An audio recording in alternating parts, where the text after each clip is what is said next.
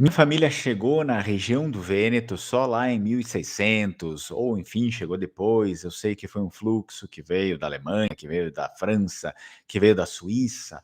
Então, sendo assim, será que eu sou realmente vêneto? Qual é a minha origem? Né? Como é que eu posso me chamar?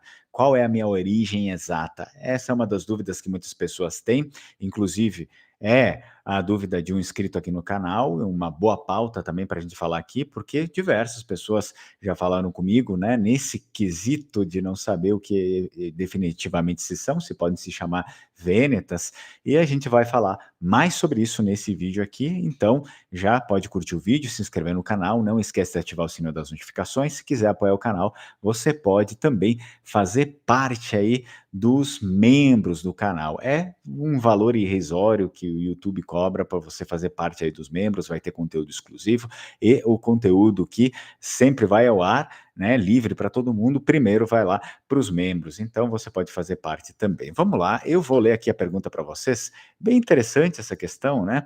Minha família tem múltiplas linhas vênetas, diz o nosso inscrito, Lânica, Doratiotto, Bosqueiro, Vacellotto, que vieram do território francês noroeste, anterior à unificação italiana, e eram, em partes, euvetas. Como você pessoalmente diferencia a categorização entre linha genética e etnia? Como deveria ser categorizada uma família que já existia no atual território da Península Italiana antes de 1200, mas que adentrou o Vêneto por volta de 1600? Essa é uma questão um pouco complexa que exige uma reflexão, né, sobre isso. Bom, vamos lá. Olha só, o histórico da família aqui do comentário é comum na Europa, por incrível que pareça, né? Muitas pessoas não sabem disso, mas é bem comum na Europa isso ter acontecido não só na Itália, mas em outros lugares também.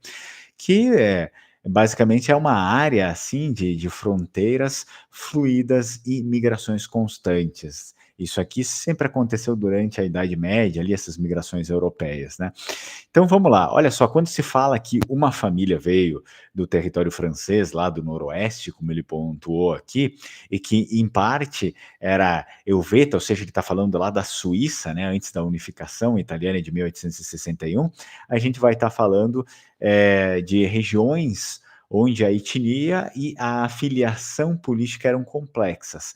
Vamos explicar melhor isso daqui. Antes de 1861, o mapa da Itália e da Europa era assim um mosaico, existiam várias outras nações que hoje já não existem mais, inclusive a República de Veneza. Pessoas que se consideravam vênetas ou pessoas que se consideravam, de certo modo, italianas, apesar de ser um pouco difícil, né, isso acontecer naquela época, porque não existia um país chamado Itália. Bom, elas podiam viver sob domínios franceses, austríacos ou suíços. Então, lá na parte da Suíça, né, muitas famílias vênetas migraram sazonalmente ou permanentemente para as regiões lá da Suíça, e aí a gente tem aqui, por exemplo, locais como Ticino, Grisons, enfim, né, que falam, hoje em dia, depois da unificação da Itália, eles sabem falar italiano, e também muitos falam o lombardo ou o vêneto, né, nessas regiões aí de fronteira.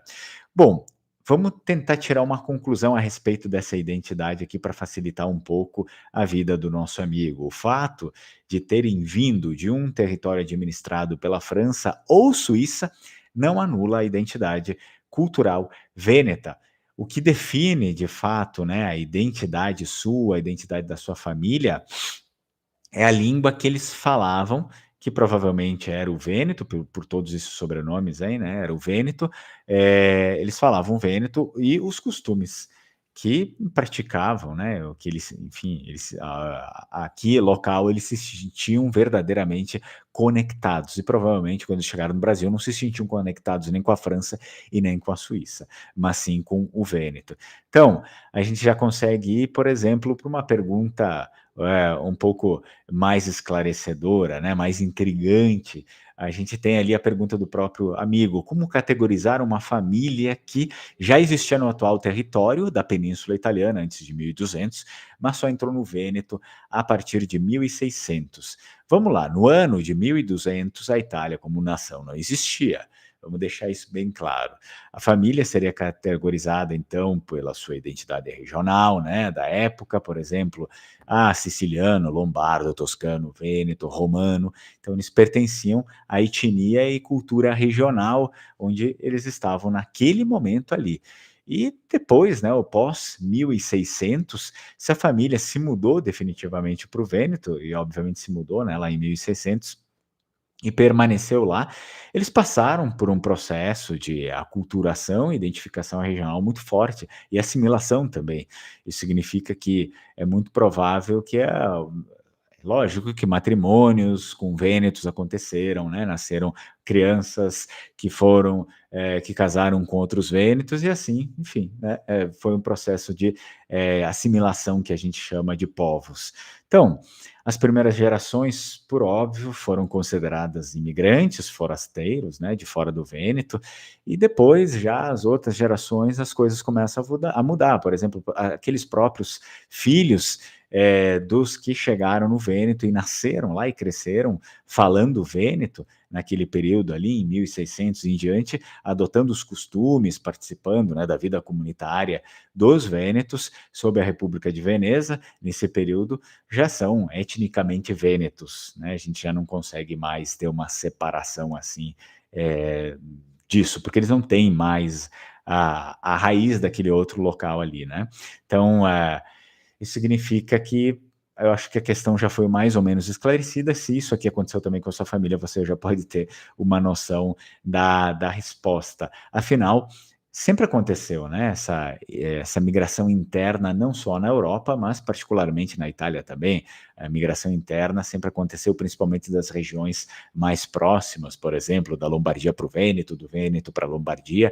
Não é que isso só acontece nos dias de hoje. Isso sempre aconteceu de certo modo, tanto que nós temos sobrenomes vênetos que são relacionados a lugares de fora do Vêneto, por exemplo, Bergamin, né, Bergamasco, Bergamaschi. Existem vênetos que têm esses sobrenomes, assim como existem lombardos, outros lugares da Itália, que a pessoa tem o sobrenome Vicentin, né, ou Vicentino, às vezes italianizado também, significa o quê? A pessoa é de origem de onde? De Vicenza, né?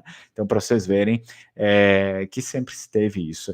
Enfim, eu acho que eu já respondi o questionamento.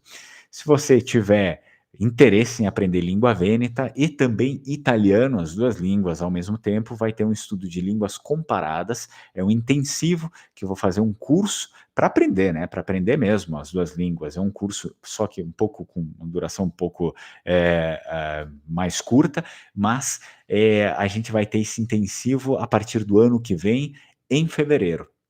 Você pode aí entrar no nosso grupo. Quem entrar no grupo que está na descrição do vídeo ou nos comentários fixados que eu vou deixar aqui, então depois eu vou fazer contato para explicar individualmente como é que funciona o curso, dias, né, as datas, os horários, enfim, tudo direitinho, aí você decide se quer fazer parte ou não. Mas é importante entrar aqui para o nosso grupo para, enfim, né, eu saber se você realmente quer ou não, se você tem interesse para eu entrar em contato com as pessoas corretas, né, para oferecer ali o curso, tudo bem? E, mais uma vez, eu recomendo a Alma Cidadania para você que quer reconhecer a sua cidadania europeia, italiana, portuguesa, espanhola, qualquer outra cidadania aí, você consegue reconhecer através da Alma Cidadania, porém, fala com eles que entrou em contato através do canal Língua Mare, para você ter desconto no seu processo, tem que mencionar o canal Língua Mare. Muito bem, então agradeço a todos vocês que acompanham e nos vemos na próxima. Tchau, tchau, Strucon.